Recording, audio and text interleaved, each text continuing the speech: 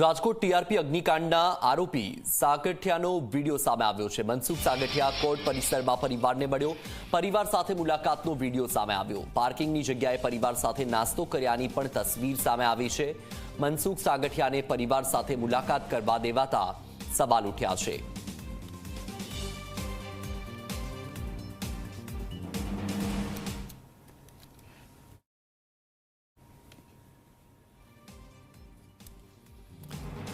તો આ દ્રશ્યો તમે જોઈ રહ્યા છો। મનસુખ સાગઠિયા જે રાજકોટમાં જ્યારે અગ્નિકાંડ સર્જાયો, ટીઆરપી અગ્નિકાંડ, ત્યારે ટીપીઓ તરીકેની ફરજ બજાવતા હતા અને ત્યારબાદ મનસુખ સાગઠિયાના એક બાદ એક કાંડ બહાર આવ્યા અને હાલ જેલમાં છે।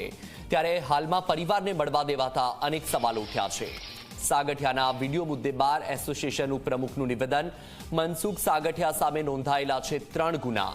કાયદા પ્રમાણે પરિવારને મળવા કોર્ટની મંજૂરી જરૂરી હોય છે। નામદાર કોર્ટની પરવાનગી વિના નહીં મળી શકાય। કોર્ટની મંજૂરી વિના ભોજન પણ ન આપી શકાય। પોલીસ જાપ્તાની આ બેદરકારી કહી શકાય। મનસુખભાઈ સાગઠિયા એકલા જ છે અને એકલા હોય તો એવી સંભાવના હોય કે એસીબીના કેસની તારીખ હોઈ શકે અને આ એસીબીના કેસની અંદર તારીખે લાવ્યા હોય અને એની નામદાર અદાલત દ્વારા ડેટ આપી દેવામાં આવેલ હોય, ત્યાર પછીનો આ કોર્ટ પરિસરનો છે, કોર્ટની અંદરનો નથી પણ કોર્ટ કમ્પાઉન્ડની અંદરનો આ ફોટોગ્રાફ્સ ને વિડીયોગ્રાફ હોય એવું દેખાઈ રહ્યું છે।